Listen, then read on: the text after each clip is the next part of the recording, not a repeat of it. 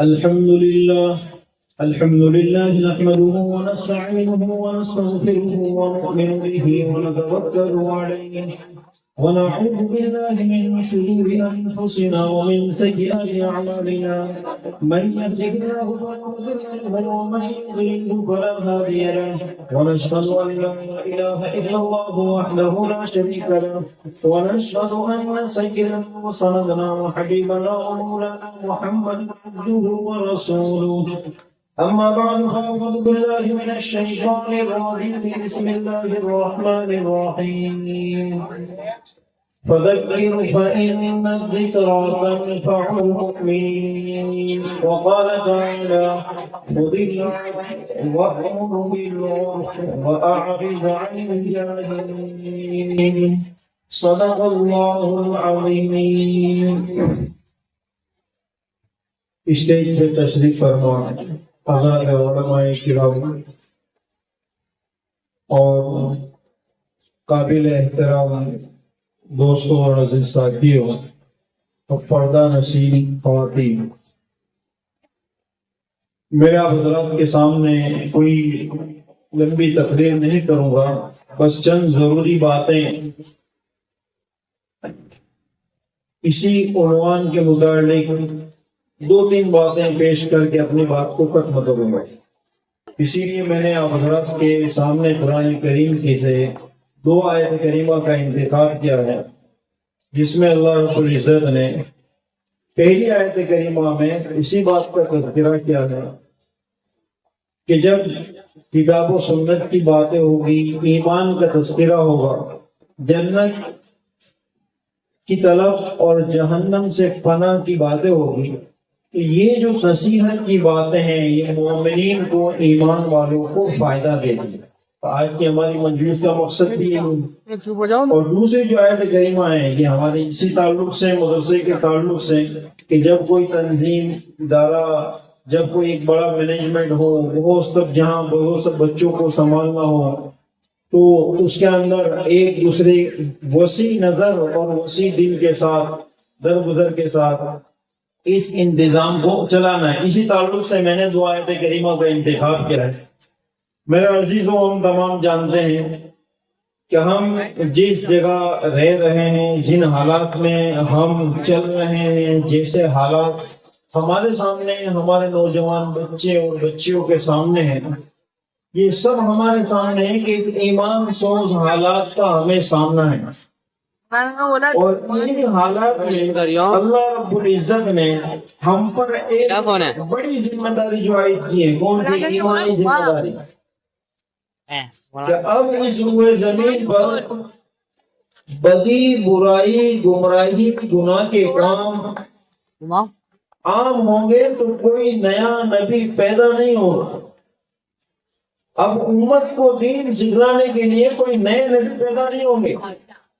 قیامت تک ہم تمام کیا ہے؟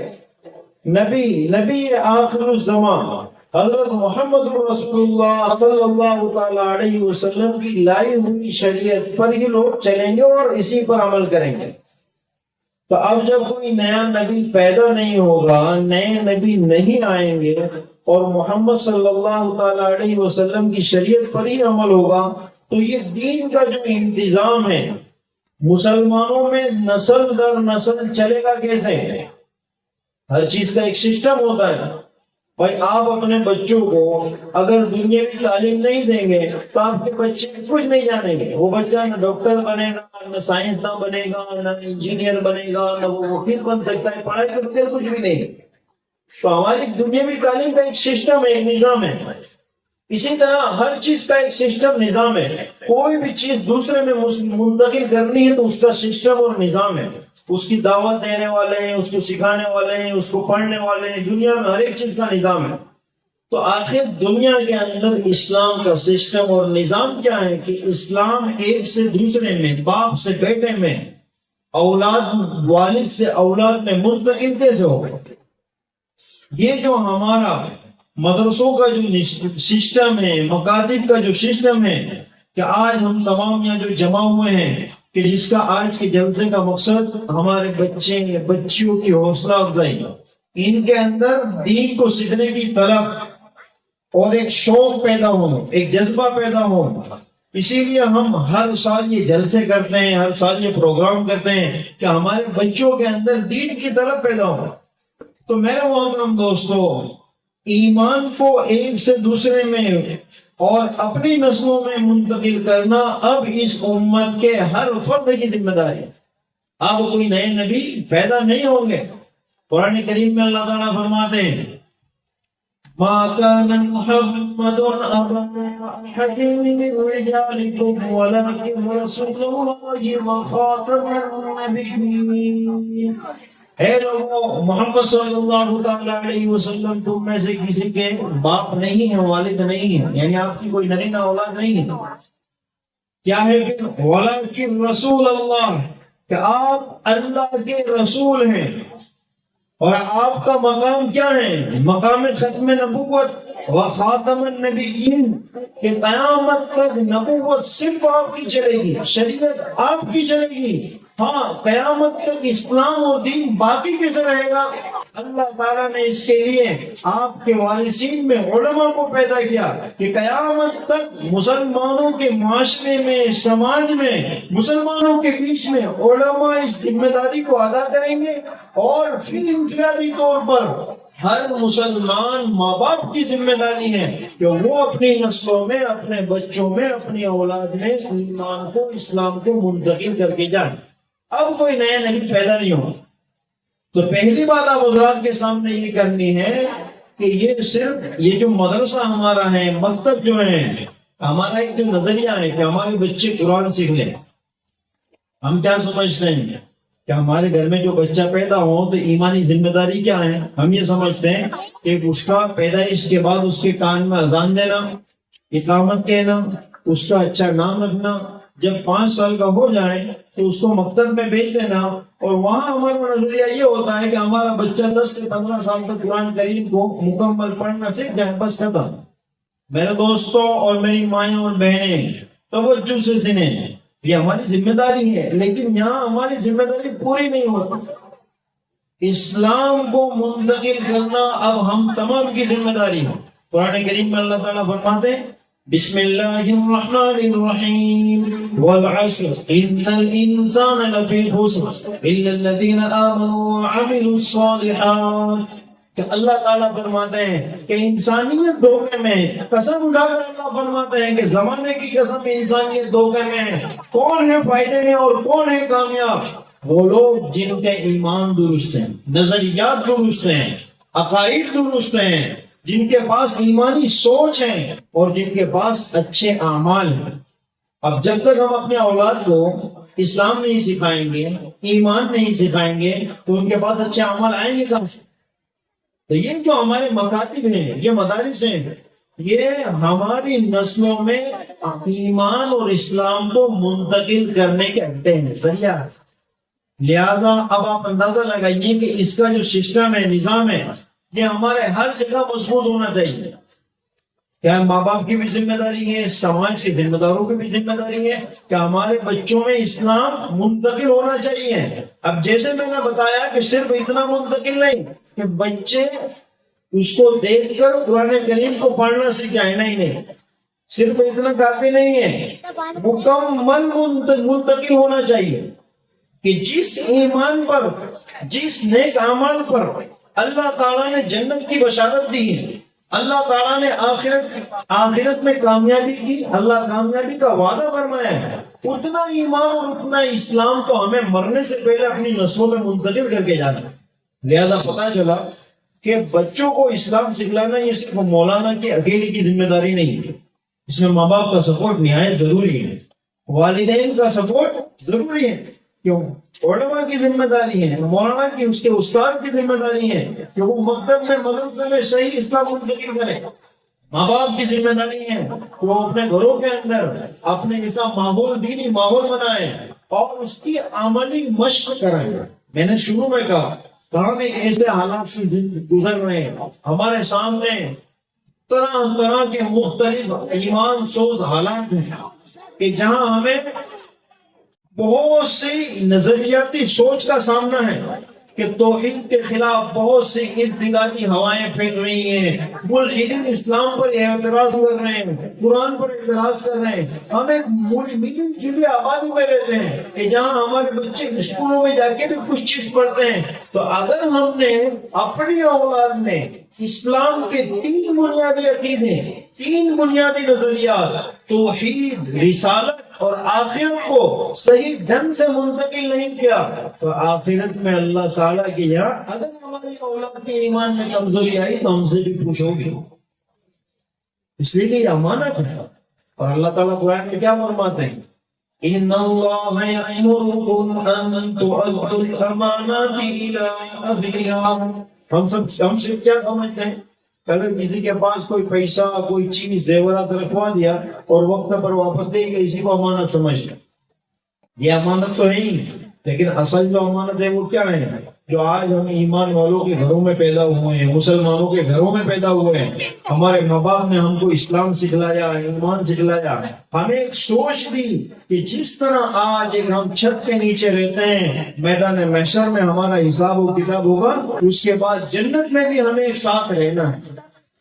جنت میں بھی ہمیں ایک ساتھ رہنا ہے. یہ جو ایمانی سوچ ہے یہ ہمارے پاس امانت ہے کہ اللہ تعالیٰ نے دنیا کی بہترین دولت اور نعمت اولاد کی شکل میں جو ہمیں عطا فرمائی ہے، اس اولاد میں ہم اس امانت کو منتقل کر کے جائیں. یعنی ہماری موت جب آئے تو ہماری نسل میں دینداری اور ایمان ہم منتقل کر چکے. تو میں عزیزو، ہمارا یہ جو آج کا جلسہ ہے، یہ جو پروگرام ہے، اسی کی ایک کڑی ہے کہ ہمارا جو یہ اسلام اور ایمان منتقل کرنے کا سسٹم ہے وہ ہم کوشش کریں تو اس کو اپڈیٹ کریں، اس کو مضبوط کریں. پڑھانے والوں سے ہماری بار بار ملاقات ہو، ہمارے بچے پڑھ رہے ہیں، ایسا نہیں کہ مہینوں گزر جاتے ہیں، کبھی ہم اپنے بچے کے مدرسے میں پوچھنے تک نہیں جاتے. مہینوں گزر، ہمارا کوئی رابطہ ہی نہیں. بہت سی مرتبہ ایسا ہوتا ہے کہ پڑھانے والے استاد بچوں کے والد کو نام سے تو جانتے ہیں لیکن کبھی ملاقات ہی نہیں ہوتی.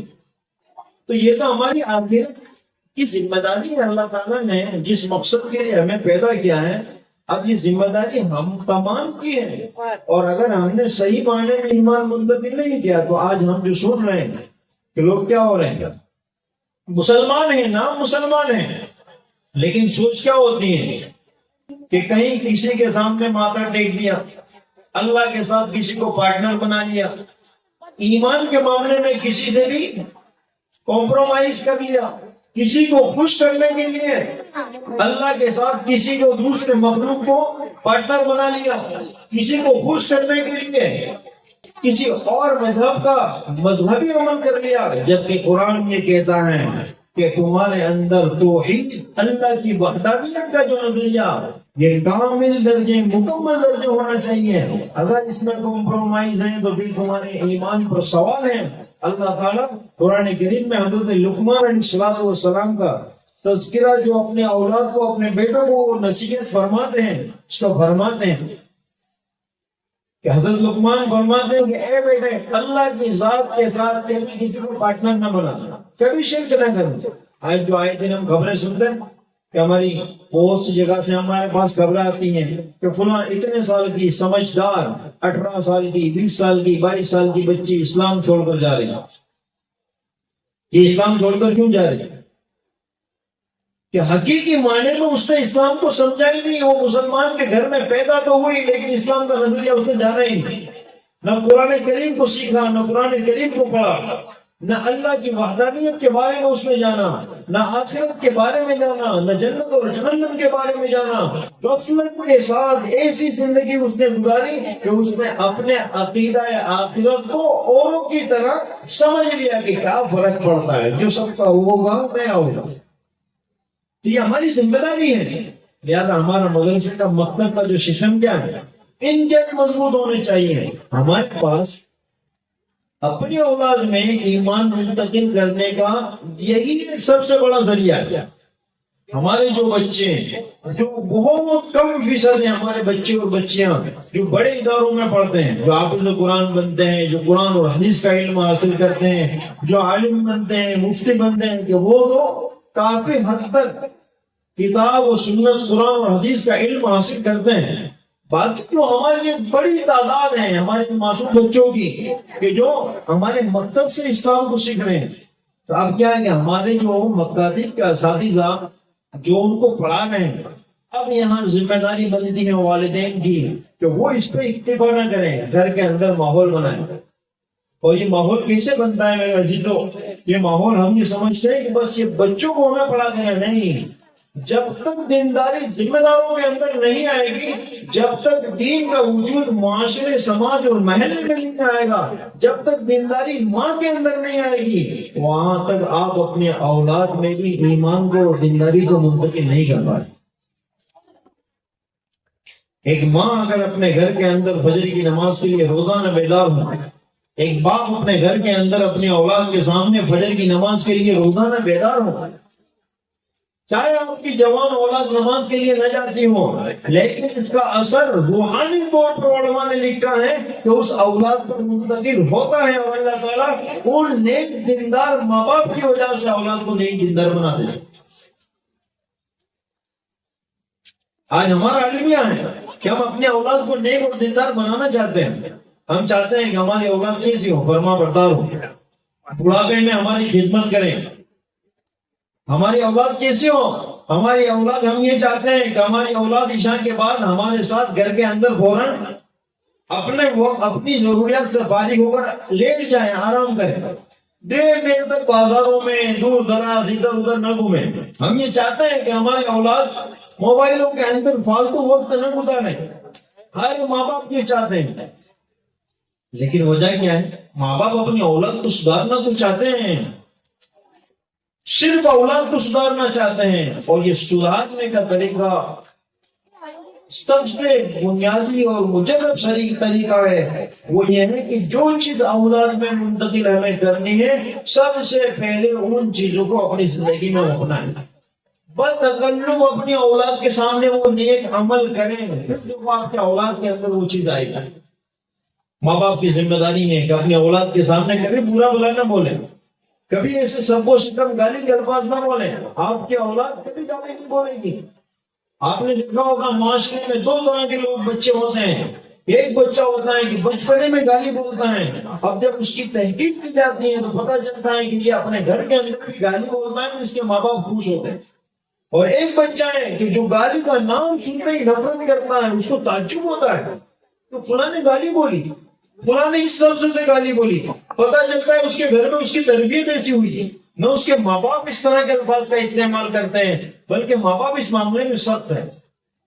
میرے دوستوں، میری مائیں بہنوں، قرآن کریم میں اللہ تعالیٰ نے ہمیں اس کی جانب اشارہ کیا ہے. یا ایھا الذین آمنوا قوا انفسکم واہلیکم نارا، اے ایمان والو، اپنے آپ کو اور اپنی اولاد کو جہنم کا ایندھن بننے سے بچاؤ. دوسری جگہ اللہ تعالیٰ فرماتے ہیں انما اموالکم واولادکم فتنہ، بے شک تمہارے مال اور تمہاری اولاد فتنہ ہے، آزمائش ہے. آپ کو تعجب ہوگا کہ اولاد کو فتنہ اور آزمائش کہا جا رہا ہے. کیوں کہا جا رہا ہے؟ کب آزمائش ہے، کب فتنہ ہے؟ اس وقت آزمائش اور فتنہ ہے جب یہ تمہاری اولاد تمہیں دینداری سے ہٹا کر اللہ کے احکامات سے ہٹا دیں، جب یہ تمہاری اولاد تمہاری نافرمانی کریں، اسلام کے خلاف زندگی گزاریں، تو پھر یہی اولاد جس کو تم نے انتہائی محبت سے پالا ہے، جن کے نفروں کو برداشت کیا ہے، جن کی بیماری کی وجہ سے تم نے اپنی راتوں کو قربان کیا ہے، جن کے لیے تم نے نہ دین دیکھا نہ رات دیکھی، تم ان کے لیے، ان کو خوش کرنے کے لیے تم دنیا حاصل کرنے میں لگے ہوئے تھے، لیکن کبھی تم نے ان کی دین کی فکر نہیں کی. اللہ تعالیٰ فرماتے ہیں کہ پھر یہ اولاد تمہارے لیے آزمائش بن جائے، آخرت کے لیے آزمائش بن جائے گی، تمہارے لیے آزمائش بن جائے گی. لہذا قرآن کریم میں اللہ تعالیٰ نے اس جانب ہمیں اشارہ کیا ہے کہ تم اس کی فکر کرو، یعنی اسلام کو منتقل کرنا. اب دوسری بات، اب اس کی فکر، والدین کی ذمہ داری کیا بنتی ہے، کیا فکر کریں. بہت سے والدین کا یہ شکوہ رہتا ہے کہ بھئی ہم تو قرآن حدیث جانتے نہیں ہیں، ہم اسلام کے بارے میں اتنا نہیں جانتے، ہم اپنے بچوں کو کتنا سکھائیں گے؟ وہ تو مولانا کی ذمہ داری ہے مدرسے میں سکھانا۔ ٹھیک ہے، قرآن کریم کو سکھلانا پڑھانا یہ مولانا کی ذمہ داری ہے، لیکن اچھے اخلاق ڈالنا، اسلام کے اخلاق ڈالنا، نبی پاک صلی اللہ علیہ وسلم کی تعلیمات سکھلانا، ایمانی سوچ، ایمانی فکر، ایمانی نظریہ سکھلانا، یہ ہر ماں باپ کی ذمہ داری ہے۔ ہماری اولاد کو کون سکھلائے گا کہ ہم ایک اللہ کی عبادت کرنے والے ہیں؟ دنیا میں ہم ایسے مذہب کو ماننے والے ہیں کہ تمام مذہبوں سے ہٹ کر ہمارا نظریہ ہے کہ ہم اللہ کی الوہیت میں، اللہ کی عبادت میں کبھی بھی پارٹنرشپ نہیں کرتے۔ جب مضبوطی کے ساتھ آپ اس نظریے کو اپنی اولاد میں ڈالیں گے، آپ کی اولاد کبھی اپنی اسکول میں بھی شرک ہوتا ہوا دیکھے گی، وہاں کبھی بھی نہیں جھکے گی۔ یہ ماں باپ کی ذمہ داری ہے۔ اگر ماں باپ ہی یہاں پر نرم رویہ اختیار کر جائے کیا فرق پڑتا ہے؟ ابھی تو بچے ہیں، ان کو کیا سمجھ پڑے گی؟ ابھی تو بچے ہیں، نہ اس طرف دھیان نہ اس طرف دھیان۔ تو یہ دھیرے دھیرے شیطان اپنا کام کرتا جاتا ہے۔ قرآن کریم اسی کے بارے میں کہتا ہے کہ ایسی اولاد پہ کیا ہے، آپ کے لیے آزمائش بنے گی۔ ماں باپ کی ذمہ داری ہے ایمانی سوچ اور اسلامی نظریے کو ڈالنا، اخلاق کو سکھانا۔ علماء نے کتابوں میں بیشتر صحابہ، صحابیات، بزرگان دین کی واقعات لکھے ہیں کہ ماں نے اپنی اولاد کو دیندار بنانے کے لیے باوضو دودھ پلایا ہے، راتوں کو اٹھ کر مانگا ہے، ان کے سامنے بتکلف کچھ ایسے کام کیے کہ اولاد دینداری کو سیکھے۔ یعنی کبھی اپنی اولاد کا احترام کیا ہے، ان کو صبح میں ان کو ساتھ میں اٹھایا ہے، ان کو نیک دعاؤں کے کلمات، نیک کلمات سکھلائے ہیں کہ بیٹا یہ کرنا ہے، ہم کو گھر سے ایسے نکلنا ہے، آپ جب واپس آؤ اسکول سے مدرسے سے آپ کو یہ کلمات کہنے ہیں، آپ کو اللہ سے مانگنا ہے، آپ کی صبح اللہ کی حمد سے، آپ کی رات اللہ سونا آپ کو اللہ کی حمد سے ہو، کبھی بغیر اللہ کا نام لیے ہوئے آپ نہ سوئیں۔ یہ ایمانی تربیت یہ ہماری ذمہ داری ہے۔ ایسے اولاد کے بارے میں تو قرآن کریم میں سورہ کہف میں جو تذکرہ آتا ہے کہ جو بچوں کے ماں باپ انتقال کر گئے تھے، اللہ تعالیٰ نے حضرت خضر کو بھیجا کہ جاؤ دیوار بنا دو، جبکہ اس بستی والوں نے کھانا نہیں کھلایا حضرت خضر کو، موسیٰ علیہ السلام کو، لیکن حضرت خضر نے دیوار کھڑی کر دی بغیر معاوضہ کے۔ موسیٰ علیہ السلام نے اعتراض کیا کہ جس بستی والوں نے ہمیں کھانا نہیں کھلایا اور ہمیں رہنے کے لیے جگہ نہیں دیا، آپ ان کے لیے بے لوث خدمت کر رہے ہیں، دیوار بنائیں۔ پھر حضرت خضر نے بتلایا کہ دیوار میرا بنانا یہ اللہ کا حکم تھا کہ دیندار ماں باپ کی اولاد کہ جن کے لیے وہ ماں باپ خزانہ رکھ کر گئے، وہ دیوار گر گئی کہ اور کوئی خزانے پر قبضہ کر لیتا، لہذا حکم دیا گیا کہ ان نے دیندار ماں باپ کی جو اولاد ہے اس کے لیے اس کی حفاظت ہو جائے تاکہ وہ بڑے ہوں تو اس کا استعمال کر سکے۔ تو ماں باپ کی نیکی اولاد کے حق میں اثر انداز ہوتی ہے۔ لہذا میرے دوستوں اور میری ماں اور بہنیں کہ ہمارے مکتب کے نظام کے ساتھ ساتھ ہمارے گھر کا سسٹم، ہماری اپنی پرسنل زندگی، ہمارے محلے کا نظام، ہمارے معاشرے کا نظام، ان تمام کا بہتر ہونا اور اس پر محنت کرنا نہایت ضروری۔ یہ بات میں اس لیے کہتا ہوں کہ ہم جب مسلمان یہ مل کر، ایمان والے مل کر جب یہ باتوں کا تذکرہ کرتے ہیں فذکر فإن الذکریٰ تنفع المؤمنین، تو ہمارے اندر ایک عمل کا جذبہ پیدا ہوتا ہے، داعیہ پیدا ہوتا ہے، ہمارا ایمان مضبوط ہوتا ہے۔ اس لیے کہ ہمیں ہمیشہ نہیں رہے، آج ہمیں، اس سے پہلے ہمارے باپ تھے، ہمارے ابا و اجداد تھے، ہمارے والد سے پہلے ہمارے دادا تھے، ہمارے دادا سے پہلے ہمارے پردادا تھے۔ یہ دنیا میں انسانیت کا سسٹم اسی طرح چلے آ رہا ہے۔ آج ہم نے، کل کو ہم نہیں رہے، لیکن ہم سے یہ پوچھا جائے گا کہ تم نے اس ایمانی امانت کے بارے میں کیا ذمہ داری ادا کیا؟ لہذا اگر آپ کا جان، آپ کی جان، آپ کا مال اپنے محلے کے مکتب کی مضبوطی کے لیے، اس کے سسٹم کو مضبوط کرنے کے لیے، آج کے اس طرح کے پروگرام کے لیے لگ رہا ہے، کھپ رہا ہے کہ بہترین جان اور بہترین مال، آپ کی سوچ، آپ کی فکر اس کے لیے لگ رہی ہے۔ اسی طرح گھر کے اندر آپ جو فکر کر رہے ہیں، بس میں بات کو مختصر کرتا ہوں کہ ہماری ذمہ داری کیا ہے کہ ہم اس سسٹم کو مضبوط کیسے کریں۔ آج ہم تمام جانتے ہیں کہ ہمارے معاشرے کا بڑا المیہ ہے، نہ ماں باپ کے پاس اولاد کے لیے وقت ہے، نہ اولاد ماں باپ سے مل پاتی ہیں، کہ والی ہمارا سسٹم ایسا بنا ہوا ہے کہ ہم جب صبح میں گھر سے کاروبار کے لیے نکلتے ہیں تو ہماری اولاد کیا ہوتی ہے، اسکولوں میں یا مدرسوں میں جا چکی ہوتی ہے۔ ہم جب سب شام کو واپس آتے ہیں یا تو ہمارے بچے کیا سو جاتے ہیں، یا پھر کیا ہوتا ہے کہ اگر بچے جاگتے ہیں تو ہم کھانا وغیرہ سے فارغ ہو کر ہم اپنے موبائل میں مست ہو جاتے ہیں، اور بچوں کو ہم نے گھروں کے اندر موبائل ایک ایک الگ دلا رکھا ہے کہ بچے اپنے گھروں میں مست ہو جاتے ہیں۔ جب ہماری زندگی اس طرح غفلت میں گزرے گی تو ان معصوموں کو دین سے بڑھائے گا کون؟ اور یاد رکھیں اللہ تعالیٰ نے ان ننھے منھے معصوم بچوں میں وہ صلاحیت، وہ خوبی رکھی ہے کہ آپ جس طرح چاہیں، جیسا چاہیں، نظریہ سوچ ان کے اندر ابھی داخل کر سکیں، ایمان کو مضبوط کر سکیں، جیسا داخل کرو گے ویسا پاؤ۔ کون ماں اور کون باپ یہ چاہتا ہے کہ اس کی اولاد کو رات میں بے انتہا بخار ہو اور وہ سو جائے؟ آپ نے کسی گھر میں دیکھا؟ کبھی نہیں دیکھا ہوگا کہ اس کے بچے یا بچی کو بہت سخت بخار ہو اور ماں باپ کو پتا ہو کہ بہت بخار ہے، کھینچ آ سکتی ہے، تو ماں باپ کو نیند نہیں آئے گی۔ کیوں نیند نہیں آئے گی؟ اس لیے نیند نہیں آئے گی کہ ہمارا ایک تعلق اولاد سے جڑا ہوا ہے کہ میری اولاد پریشانی میں ہو اور میں سو جاؤں، مجھے نیند نہیں آ سکتی۔ تو میرے دوستوں اور ماں اور بہنوں، آپ سوچیں کہ دنیا میں ہم یہ نہیں چاہتے کہ ہماری اولاد پریشانی میں ہو، تو پھر ہم آخرت کو کیسے بھول گئے کہ ہم تو چلے جائیں گے؟ اگر ہماری اولاد ایمان سے ہٹ گئی، یا انہوں نے قبائل کا ارتکاب کیا، یا انہوں نے غیروں کے طریقے کے مطابق زندگیاں گزارنا شروع کر دی، اللہ کی نافرمانیاں کی، اسلام سے نظریات سے ہٹ گئے، تو پھر آخرت میں جنت میں ہم ایک ساتھ کیسے رہ پائیں گے؟ کیوں نہیں سوچتے ہم؟ یہ ہماری ذمہ داری ہے، اور یہ ذمہ داری ہمیں ان مکتب کے ذریعے سے ہی ہمیں احساس دلایا جاتا ہے۔ لہذا ہمارا جو مکتب کے ساتھ ہمارا جو نظریاتی، جانی اور مالی جو لگاؤ ہے یہ انتہائی مضبوط ہونا چاہیے، اور اس کے لیے گھروں کے اندر صحابہ کے، صحابیات کے تذکرے ہونے چاہیے، قرآن کریم کی تعلیم ہونی چاہیے۔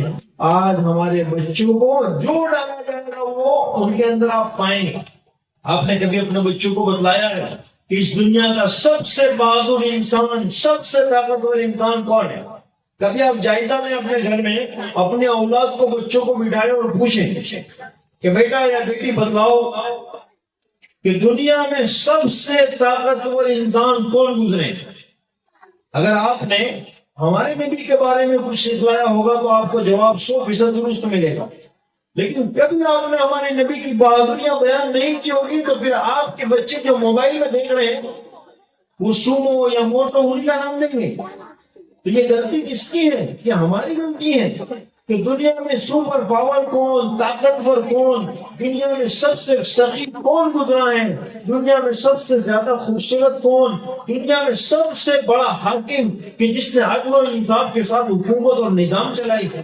کہ ہم گفتار کے، زبان کے تو غازی ہیں، ہم کردار کے غازی نہیں ہیں۔ لہذا میرے دوستوں، یہ موقعوں پر ہمیں یہ نصیحتیں کر کے یہ ابھارا جاتا ہے کہ ہماری ذمہ داری ہے کہ ہم اپنے 24 گھنٹے کے ٹائم میں سے گھر کا ایک شیڈیول بنائیں، اولاد کو وقت ہے، اولاد کو ٹائم دیں، چاہے رات میں دیں، دن میں دیں، جتنا آپ ٹائم دیں گے آپ کے لیے دنیا اور آخرت کے اعتبار سے بہتر ہے۔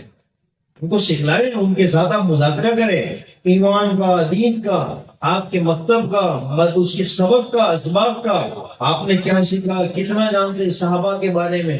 بچیوں کے سامنے امہات المؤمنین کا تذکرہ ہو، صحابیات کا تذکرہ ہو کہ دنیا میں سب سے بااخلاق کون، دنیا میں سب سے بہادر عورت کون، دنیا کے اندر سب سے معزز عورت کون۔ اگر آپ نے اپنی بچوں کو صحابہ، صحابیات اور پیغمبروں کو آئیڈیل بنا کر نہیں سکھلایا تو آج کا جو موبائل، اگر آپ تعلیم نہیں دیں گے تو یہ موبائل خود بخود آپ کے بچوں کو تعلیم دے دے، ہے نا۔ موبائل میں دیکھ کر معصوم سب سیکھ جاتے ہیں، یہ سیکھ کیوں رہے ہیں؟ اللہ نے انہوں نے یہ خوبی رکھی ہے، آپ جو ڈالو گے وہ ان کے اندر جائے گا۔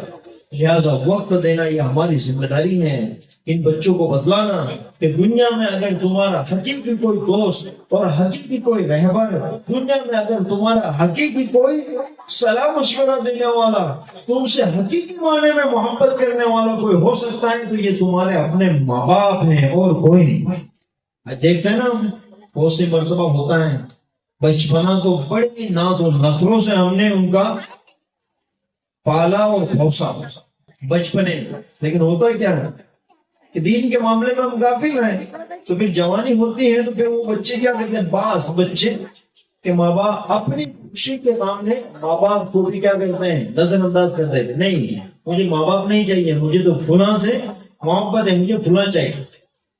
لہذا اپنے اولاد کو وقت دیں، ایمان سکھلانے کے لیے، دین سکھلانے۔ نبی پاک صلی اللہ تعالی علیہ وسلم نے فرمایا ہے اکرموا اولادکم، کہ تم اپنی اولاد کا اکرام کرو، ان کے ساتھ وقت گزارو، اچھی باتیں سکھلاؤ، انبیاء کے تذکرے، صحابہ کے تذکرے، صحابیات کے تذکرے، ان کے سامنے توحید کیا ہے، شرک کیا ہے۔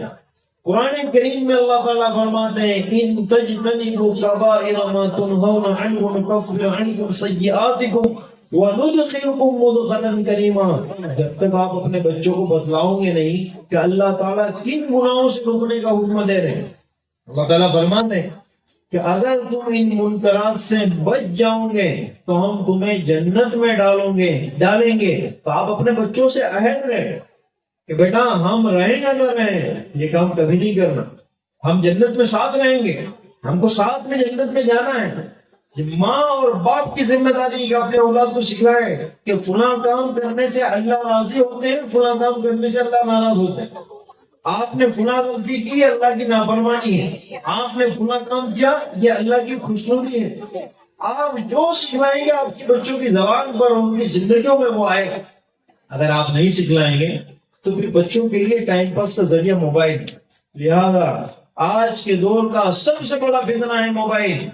جتنا ہو سکے اپنی اولاد کو اس سے محفوظ رکھیں۔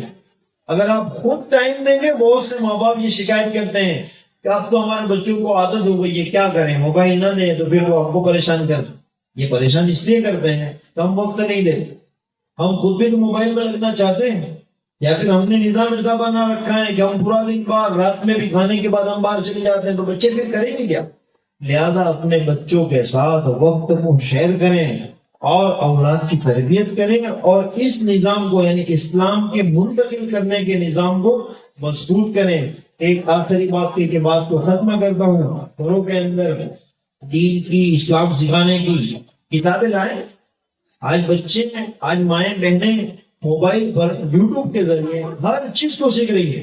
کوئی فلاں چیز کھانے میں بنانی نہیں آتی تو کیا کرتی ہیں عورتیں، ہماری خواتین، یوٹیوب پہ جا کے اس کو سرچ کرو اور دیکھو اور سیکھو، یا پھر اس کی بک اور کتاب لے کر آؤ، اس کو پڑھ کر سیکھو۔ تو جب دنیا کی تعلیم ہم پڑھ کر اور دیکھ کر سیکھ سکتے ہیں تو یہ ہماری دین کی تعلیم ہم کیوں نہیں سیکھ سکتے؟ لوگوں کا شکوہ ہے کہ ہم اپنے بچوں کے سامنے صحابیات کے واقعات کیسے بیان کریں، صحابہ کے واقعات کیسے بیان کریں، اسلامی تاریخ کیسے بیان کریں؟ یہ آپ کا مرکز ہے، مکتب جو ہے یہ آپ کا مرکز ہے۔ آپ اپنے بچوں کے اساتذہ سے رابطہ قائم کریں کہ ہمیں اپنے بچوں کو یہ سنانا ہے، مولانا صاحب ہمیں کو اس رہبری کیجیے اور بتائیے میں کون سی کتاب لے کر آؤں، مجھے اردو نہیں آتی، گجراتی آتی ہے، تو مجھے گجراتی میں کون سی کتاب ملے گا؟ چند کہانیاں سنائیے لا کر آپ، لیکن آپ اپنے مکتب کے مرکز کے علماء کی نگرانی میں یہ کام کریں۔ یہ ہم تمام کی ذمہ داری ہے۔ ہم تمام کو اللہ تعالیٰ نے اس جگہ آزمائش کے لیے بھیجا ہے۔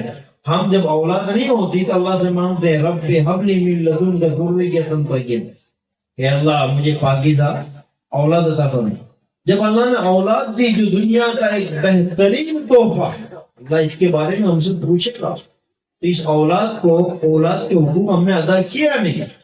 لہذا قرآن کریم میں اولاد کے بعد اللہ تعالیٰ نے ایک دعا کو بیان فرمایا، ایک دعا کا ذکر کیا ہے، بس میں اسی کو پڑھ کر بات کو ختم کرتا ہوں۔ اولاد ہو جانے کے بعد کیا دعا کریں؟ رب اوزعنی ان اشکر نعمتک التي انعمت علی وعلی والدی۔ اے باری تعالیٰ تو مجھے اولاد کے بعد اب ایسی توفیق عطا فرما کہ میں تیرا شکر گزار بن کر میں تیرا شکر گزار بن کر رہوں، یعنی جو انعامات تو نے مجھے دیے، اولاد دی، دوسرے سارے انعامات دیے، کہ میں تیری بارگاہ میں اس کا شکر ادا کرتا رہوں، غفلت میں زندگی نہ گزاروں۔ اور صرف میں اکیلا نہیں، میرے ماں باپ کو بھی یہ توفیق عطا فرما۔ وَأَنْ أَعْمَلْ صَالِحًا تَرْضَاهُ، اے اللہ مجھے ایسی توفیق عطا فرما کہ میں نیک اعمال کرتے کرتے زندگی گزاروں۔ اور چوتھی دعا کہ اے باری تعالیٰ تو مجھے اپنے نیک بندوں میں شامل فرما۔ یہ میرے دوستوں ہماری ذمہ داری ہے نا، یہ دعائیں جو قرآن ہمیں سکھلاتا ہے کہ اولاد نہیں ہوتی تو ہم اللہ سے اولاد مانگتے ہیں، اب جب اولاد ہو گئی تو اولاد کے لیے نیک عمل کی دعا، اور اللہ نے دونوں کو ساتھ میں رکھا ہے، خود بھی اور والدین۔ لہذا ہم دنیا کے اندر جیسے ایک چھت کے نیچے رہتے ہیں نا، اس طرح آخرت میں جنت میں بھی تو ہم کو ساتھ میں جانا ہے۔ کون ماں باپ یہ برداشت کریں گے، یہ گوارا کریں گے کہ ہم تو جنت میں جائیں ہماری اولاد میں جائیں؟ یا کون اولاد یہ گوارا کرے گی کہ ہم تو جائیں ہمارے ماں باپ میں جائیں؟ لہذا جس طرح دنیا کے معاملے میں ہم اپنی اولاد کو ساتھ لے کر چلتے ہیں، دین کے معاملے میں بھی ساتھ لے کر چلیں۔ اپنے گھر میں ماحول بنائیں، محلے میں ماحول بنائیں، ان کو اسلامی ڈسپلن سکھلائیں، اسلامی نظریہ سکھلائیں، نبی پاک صلی اللہ علیہ وسلم کی تعلیمات، سیرت اور زندگی سکھلائیں۔ اپنے بچے کے اندر اتنا ایمان منتقل کر کے جائیں کہ جب ہماری موت کا وقت قریب آئے تو ہمیں اس بات کی تسلی ہو کہ نہیں، میں نے اتنا ایمان اور اسلام اپنے اولاد کو سکھلا دیا ہے کہ اب یہ پلٹیں گے نہیں۔ انہی باتوں کے ساتھ میں اپنی بات کو ختم کرتا ہوں۔ ماشاءاللہ بچوں نے آج کا بہت ہی بہترین پروگرام پیش کیا، کافی دنوں سے تیاری کی، ان کے اساتذہ بھی اس کے لیے قابل مبارکباد ہیں، تو انہوں نے اس پر اتنی محنت کی۔ اللہ تعالیٰ اساتذہ کو، اس مکتب کو اور منتظمین کو اور اس کی چلانے والے سرپرست، ذمہ داران ٹرسٹ اور ٹرسٹ کے احباب کو، تمام کو اللہ تعالیٰ دنیا اور آخرت میں بہترین بدلہ دیں، اور استقامت کے ساتھ اللہ تعالیٰ اس نظام کو چلا رہے۔ آمین وآخر دعوانا جزاکم اللہ خیر و احسن الجزاء۔ حضرت نے بہت قیمتی نصائح سے ہمیں نوازا، اللہ تبارک و تعالیٰ ہم تمام کو عمل کی توفیق عطا فرمائے۔